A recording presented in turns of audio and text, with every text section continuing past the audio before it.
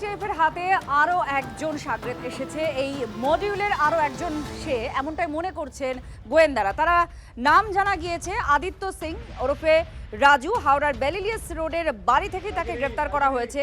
পুর প্রতিমন্ত্রী উমেশ রায়ের বাড়ি এবং গাড়ির ছবি হামিমকে দিয়েছিল রাজু। এসটিএফ সূত্রের এটাই খবর।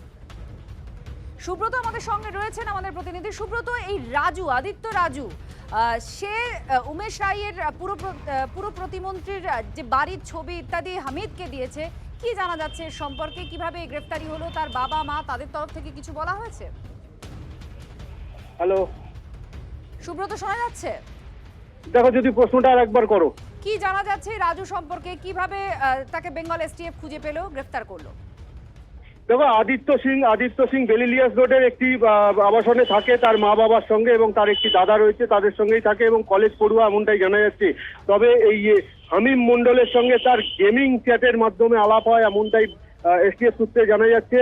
এবং এই হামিমের সঙ্গে তার যে যোগাযোগ, এই যোগাযোগের বিশেষ কারণ হচ্ছে, যেটা জানা যাচ্ছে, উমেশ রায় পুরো প্রতিমন্ত্রী, তার গতিবিধির ওপর নজর রাখা, পাশাপাশি তার ছেলের গতিবিধির ওপর নজর রাখা, এবং এই সমস্ত তথ্য, উমেশ রায় সম্পর্কিত যাবতীয় তথ্য এই আদিত্য সেই কিন্তু তুলে দিত হামিম মন্ডলকে, এমনটাই জানা যাচ্ছে। ফলে গত শনিবার রাত যখন আদিত্যকে বাড়ি থেকে গ্রেফতার করে এসটিএফ, তার কাছ থেকে তার মোবাইল ফোন এবং ল্যাপটপ উদ্ধার হয়, যা কিন্তু তদন্তের স্বার্থে খুবই গুরুত্বপূর্ণ এমনটাই মনে করা হচ্ছে। এবং এই ল্যাপটপ এবং ফোন তা কিন্তু এসটিএফ এর আতসকাচের তলায় রয়েছে। কিভাবে তাদের মধ্যে সম্পর্ক হতো, কিভাবে তাদের সঙ্গে চ্যাট আদান প্রদান হতো, সেগুলোকে ডিকোড করার একটা পরিকল্পনা বা চেষ্টা এই মুহূর্তে এসটিএফ করছে। ধন্যবাদ। এবার আপনাদের দেখাবো এই আদিত্য রাজু, তার বাড়ির ছবি, তার বাবা মা বা সেই বাড়ি ঠিক কি উঠে আসছে, তথ্য কি উঠে এসেছে। আমাদের প্রতিনিধি একটি প্রতিবেদন তুলে ধরেছেন, দেখুন। এবার গ্রেপ্তার জঙ্গি হামিম মণ্ডলের সহযোগী আদিত্য সিং। হাওড়ার বেলিলিয়াস রোডে একটি আবাসন থেকে এই আদিত্য সিংকে গ্রেপ্তার করে এসটিএফ। গত শনিবার রাত 12টা নাগাদ তারা কিন্তু তদন্তে নেমে আদিত্যর বাড়িতে আসে এবং আদিত্যর বাড়ি থেকেই আদিত্যকে গ্রেপ্তার করা হয়। মূলত এসটিএফ সূত্রে যেটা জানা যাচ্ছে যে উমেশ রায়ের গতিবিধি, সেই গতিবিধি জঙ্গি হামিম মণ্ডলের হাতে তুলে দিত এই আদিত্য সিং, এমনটাই জানা যাচ্ছে। এবং পরিবারের লোক ইতিমধ্যেই জানাচ্ছেন যে আদিত্য একজন স্টুডেন্ট, বিকম স্টুডেন্ট, এবং তিনি কলেজ স্টুডেন্ট। এবং এই আদিত্যর যে গতিবিধি, সেই গতিবিধি এসটিএফ তারা দেখেন, এবং পাশাপাশি যে উমেশ রায়ের সংক্রান্ত নথি, সেই নথি তারা জঙ্গি হামিম মণ্ডলের হাতে তুলে দিত, এমনটাই জানা যাচ্ছে।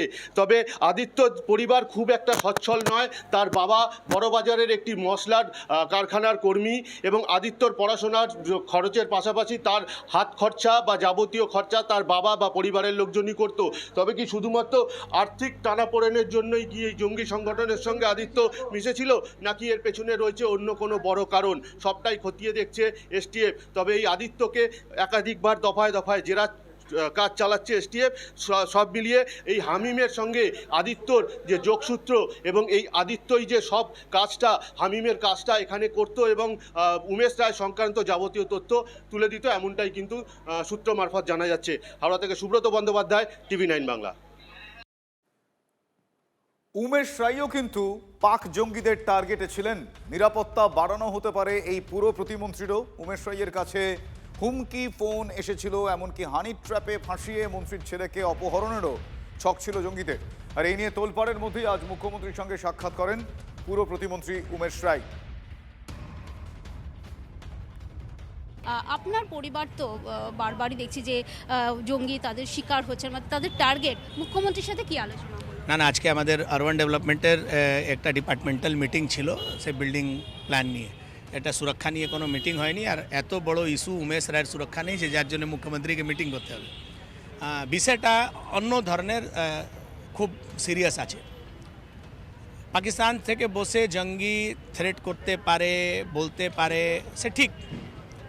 তারা নিজের লোক প্লান্ট করতে পারে, সেটাও মেনে নেওয়া যাবে। হামিম মণ্ডল মেনে নেব, কিন্তু অর্পিতা ঘোষ, আদিত্য সিং মানব না। এরা টাকার জন্যে দেশের সঙ্গে, দেশের সিকিউরিটির সঙ্গে সমঝোতা করছে, মুখ্যমন্ত্রীর সিকিউরিটির সঙ্গে সমঝোতা করছে, এটা মানা যাবে না। আপনি বুঝুন তো টাকার জন্য এরা কত নিচে পর্যন্ত নামতে পারে। পাকিস্তান থেকে একটা টেররিস্ট এখানে জঙ্গি হামলা করতে চায়, সিএমকে মারতে চায়, মিনিস্টারকে মারতে চায়, তার মধ্যে এরা যুক্ত টাকার জন্যে।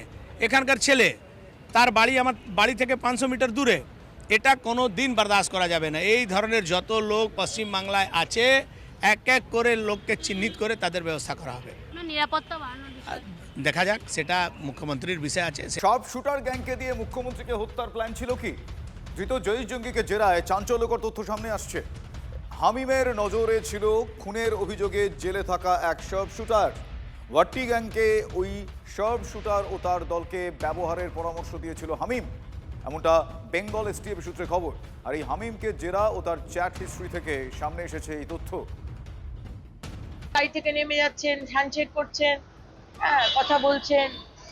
মাননীয় মুখ্যমন্ত্রীকে তো সবসময়তেই দেখি, কোনো ব্যাপারই নয়, গাড়ি থেকে নেমে ঢুকে গেলেন কোথাও, কিছুটা ভয়ানক ব্যাপার।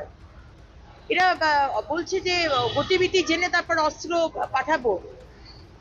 মারার হুমকি হচ্ছে, মারার মানে প্রাণ করা হচ্ছে। আমি তো মুখ্যমন্ত্রীকে বলবো যে মানে এত এরকম ভাবে নেওয়াই যাবে না। হি needs to have a bullet proof jacket, bullet proof car, jammer লাগানো, মানে এইগুলো করতেই হবে। আগে তো নিজেকে বাঁচাতে হবে, আগে তো লোকদের বাঁচাতে, তারপরে তো রাজ্য আর প্রশাসন, সরকার সব বাঁচবে। এই সমস্ত গ্যাংগুলো যখন অপারেট করে জিহাদিদের, এরা কিন্তু খুব মেটিকুলাসলি করে। কোনো একজন ব্যক্তি পুরো ব্যাপারটা করে না, এটা আলাদা আলাদা আলাদা আলাদা সমস্ত লোকজন থাকে, তারা করে। খুব ওয়েল অর্গানাইজড প্ল্যান, এবং এটাও ব্যাপারটা যে প্ল্যানটা পুরোপুরি কন্ট্রোল করা হয়েছে পাকিস্তানের বসে সাজ্জাদ ভাট্টির গ্যাং, তারা কন্ট্রোল করেছে। প্ল্যান যখন ওরা করে, এটা কিন্তু হিস্টোরিক্যালি ব্যাপার থেকে বহু প্ল্যান হয়, একটা পর্যায়ে গিয়ে সেখানে ব্যর্থ হয় এবং তারা ধরা পড়ে বা হোয়াট এভার ব্যবস্থা করা হয়। প্ল্যান তো ওরা করবেই, কিন্তু আমাদের সিস্টেম যদি মজবুত থাকে, আমাদের ইন্টেলিজেন্স যদি মজবুত থাকে, তাহলে এই প্ল্যানের বিভিন্ন স্তরেই ধরা পড়ে যায়, যেমন হামিম মন্ডল এই স্তরে ধরা পড়ে গেল। মুখ্যমন্ত্রীর গতিবিধিতে নজর রাখার দায়িত্বে ছিল হামিম মন্ডল। গত শনিবার দাবি করেছিলেন বেঙ্গল এসটিএফ এর আইজি গৌরব শর্মা। হামিম মন্ডলের মাধ্যমে ওরা কয়েকটা যা আমরা এখনো পর্যন্ত যে আমাদের তদন্ত মধ্যে জানতে পেরেছি, আমাদের যে অনারেবল চিফ মিনিস্টার আছেন রাজ্যের, ওনাকেও টার্গেট করার এর মধ্যে প্ল্যানিং ছিল। আমরা দেখলাম কি কমিউনিকেশন প্যাটার্ন মধ্যে আমরা জানতে পারলাম কি হামিম মন্ডলকে টাস্ক দেওয়া হয়েছিল কি ওনার কিছু মুভমেন্টস স্টাডি করতে এবং কিছু যদি আনগার্ডেড টার্গেটেড যেখানে হতে পারে সেই মুভমেন্টসগুলো রিভিল করতে। আর এর উপরে আমরা একটা কমিউনিকেশন প্যাটার্ন দেখলাম।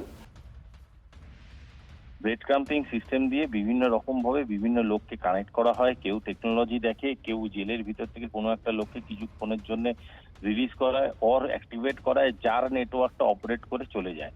সুতরাং এই ধরনের তথ্য পাওয়া গেলেও কতটা কোনটা কনফার্মেটরি স্টেপ দিয়ে তারা এগোবার চেষ্টা করেছিল, এটাকে কনক্লুশনে আসতে কিছু সময় লাগবে। তবে এইটুকুনি বলা যেতে পারে, একটা বড়সড় আঘাত আনার চেষ্টা তারা পশ্চিমবঙ্গে করছিল, এবং পশ্চিমবঙ্গে সেটা করার পরে তারা এই এন্টায়ার ইস্টার্ন করিডোরে একটা ত্রাস সৃষ্টি করার চেষ্টা তারা করবে। আমার মনে হচ্ছে এটা একটা প্রসেসের একটা গাঁটকে আমরা ধরতে পেরেছি, কিন্তু এরকম অনেক অনেক রকমের কর্নার্স এখনো বেঁচে আছে, এখনো অ্যাক্টিভেটেড আছে এবং এখনো কন্টিনিউ চলছে। সুতরাং সেই গোটা স্ট্রাকচারটাকে, this is just a tip of the entire iceberg. Pak জঙ্গির হিটলিস্টে থাকা মুখ্যমন্ত্রীর জন্য অবশেষে বুলেট প্রুফ গাড়ি। কালো গাড়ির বদলে এবার শুভেন্দু অধিকারীর জন্য সাদা বুলেট প্রুফ গাড়ি। দেখছেন সেই গাড়ির ছবি।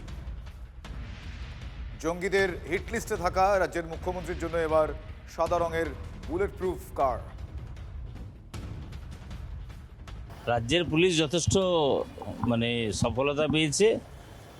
সর্বোপরি আমাদের দেশের স্বরাষ্ট্র দপ্তর যিনি নিয়ন্ত্রণ করেন তার নাম অমিত শাহ, এবং ধন্যবাদ রাজ্য পুলিশকে, যেমন কেন্দ্রীয় নিরাপত্তা সংস্থা তাদেরকেও ধন্যবাদ।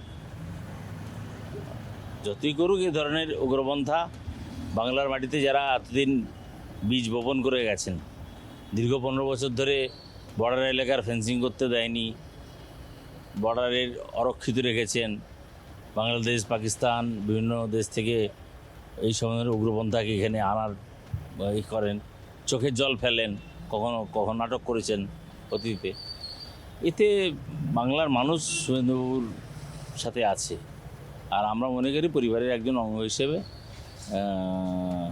আমরা আস্থাশীল পশ্চিমবঙ্গ পুলিশ, এসটিএফ, কেন্দ্রীয় সরকারের সেন্ট্রাল রিজার্ভ ফোর্স নিশ্চিতভাবে প্রত্যেকটা বাংলার মানুষ সুরক্ষিত থাকবেন। কোন 1 ইঞ্চিও এর কোনো কম্প্রোমাইজ করা হবে না। আমরা মুখ্যমন্ত্রীর জন্য যদি উদ্বিগ্ন হই, তাহলে আমরা পহেলগাঁওয়ের পর্যটকদের জন্য উদ্বিগ্ন, আমরা আমাদের ঘরের ছেলে যারা পুলিশ বা জওয়ান হিসেবে কাজ করছে তাদের জন্য উদ্বিগ্ন, সাধারণ মানুষ তাদের জন্য আমরা উদ্বিগ্ন। ফলে জঙ্গি দমনটা শুধুমাত্র একটা খবর যে ভিভিআইপিদের টার্গেট করেছে না। যখন পহেলগাঁওতে ডেড বডিগুলো পড়েছিল তখন আপনার খারাপ লাগেনি? তাদের আত্মীয় স্বজন নেই, তাদের প্রাণটা প্রাণ নয়। ফলে জঙ্গি সমস্যাটা শুধু ভিভিআইপি অ্যাঙ্গেল থেকে দেখা এবং জঙ্গিদের গুরুত্ব বোঝাতে কত বড় বড় ভিভিআইপিরা টার্গেট ছিল সেই তালিকা দেওয়াটা কোনো কাজের কথা নয়।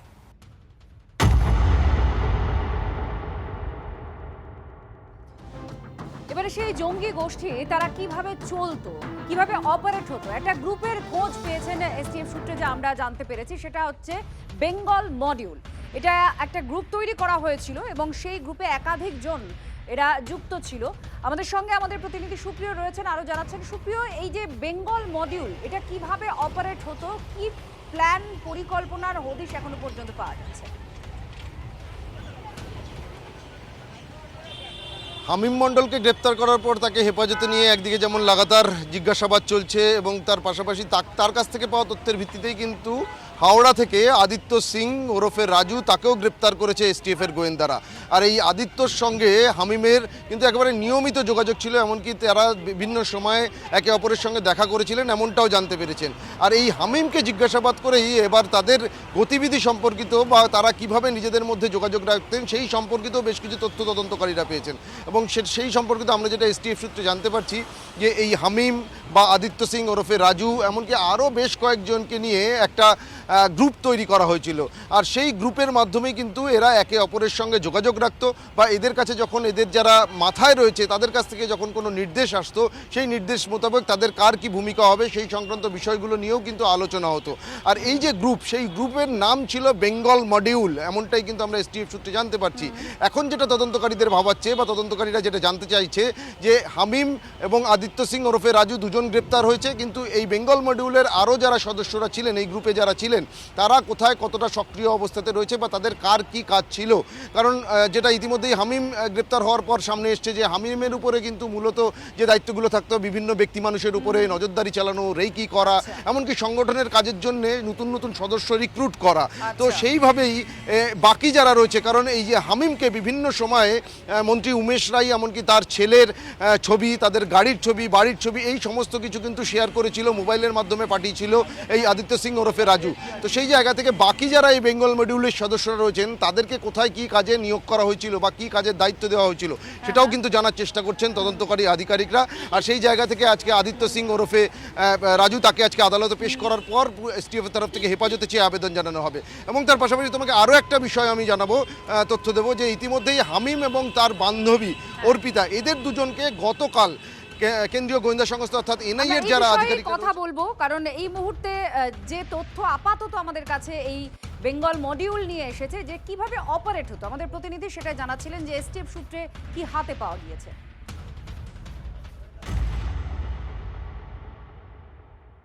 আর এনআইএ এবার জেরা করেছে অর্পিতা আর হামিমকে পুরো মুখোমুখি বসিয়ে জেরার একটা পরিকল্পনার কথা আমরা জানতে পেরেছিলাম। এবং এনআইএ এক্ষেত্রে কি কি তথ্য পাচ্ছে, কি কি পরিকল্পনা রয়েছে, প্রশ্ন রয়েছে এনআইএ জানার, আমরা জানবো। সুজয় আমাদের প্রতিনিধি আমাদের সঙ্গে রয়েছেন। সুজয়, এনআইএ মূলত কি জানতে চায়? কারণ এর আগেও যাদেরকে বিভিন্ন জায়গা থেকে গ্রেফতার করা হয়েছে বা জঙ্গি সন্দেহে এখনো পর্যন্ত এনআইএ হেফাজতে পেয়েছে, কি জানতে চাইছে এনআইএ? দেখো, শাহজাদ ব্যক্তি গ্যাং ইতিমধ্যেই সারা দেশেই তাদের নেটওয়ার্ক ছড়িয়ে ফেলেছে, তেমনটা গোয়েন্দারা জানতে পেরেছে। এবং সেই ভাট্টি গ্যাংয়েরই অন্যতম অ্যাক্টেড বলা চলে হামিম। তার গ্রেফতারির পর এনআইএ তাকে জেরা করতে আসে মূলত এই ভাট্টি গ্যাংয়ের গতিবিধি এবং তাদের কোথায় কোথায় শাখা বিস্তার করেছে, তারা কোথায় কোথায় সংগঠন বিস্তার করেছে সেই তথ্যগুলো জানার জন্য। একই সঙ্গে এই মডেলেই বা এই ভাট্টি গ্যাংয়েরই আরেক যে মেম্বার মূলত যে অর্পিতা সরকার বান্ধবী হামিমের, তাকেও তারা জেরা করেছেন মূলত তাদের সম্প্রদায় অ্যাক্টিভিটি সম্পর্কে জানার জন্য। এর পাশাপাশি তারা যেটাতে গুরুত্ব দিচ্ছেন যে যেহেতু রাজ্যের মুখ্যমন্ত্রীকে টার্গেট করেছিল বলে জানা গিয়েছে, কিন্তু তার বাইরে অন্য কোনো মন্ত্রী, কোনো ভিআইপি বা কোনো কেন্দ্রীয় মন্ত্রী তাদের টার্গেটে রয়েছে কিনা সেটা জানা জরুরি। কারণ পাকিস্তানের পোষিত এই সংগঠনটি শাহজাদ ভাট্টি এরা মূলত ভারতে অশান্তি সৃষ্টি করতে যায় এবং ভারতে বিভিন্ন ধরনের অ্যাটাক করে ভারতকে সমস্যায় ফেলায়, এটা এদের মূল উদ্দেশ্য। ফলে সেইটাকে যাতে আটকানো যায়, সুরক্ষা বাড়ানো যায়, সেই লক্ষ্যেই এনআইএ গোয়েন্দারা আজকে গতকাল জেরা করেছে এটা অভিযোগ করে। ধন্যবাদ সুজয়। এই ধরনের এখনো স্লিপার সেল মডিউল অ্যাক্টিভ আছে, আর এটা আজ শুরু হয়নি, 10-15 বছর আগের থেকেই শুরু হয়েছে। সেগুলো ধীরে ধীরে পুলিশ খুঁজে তার শেকড় বাকড় বার করছে।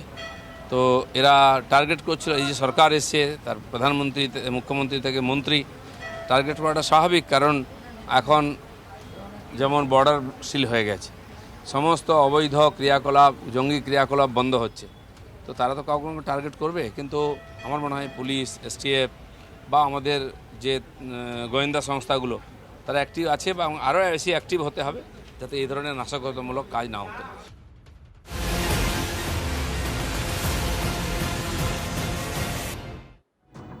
অন্যদিকে এবার খাস কলকাতাতেও কি বিষ্ণুই গ্যাংয়ের থাবা? পরিস্থিতি প্রশ্ন তুলতে বাধ্য করছে। তার কারণ 5 কোটি তোলাচে ভবানীপুরের ব্যবসায়ীকে ফোন করা হয়েছে।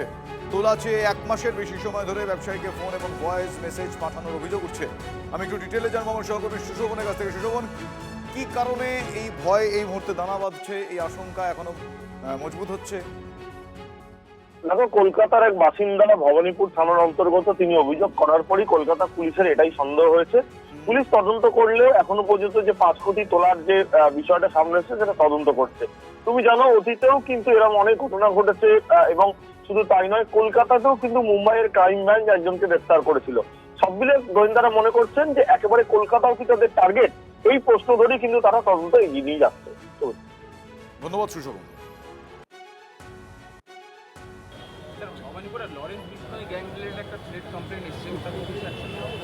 ওটা আমার ঠিক জানা নেই।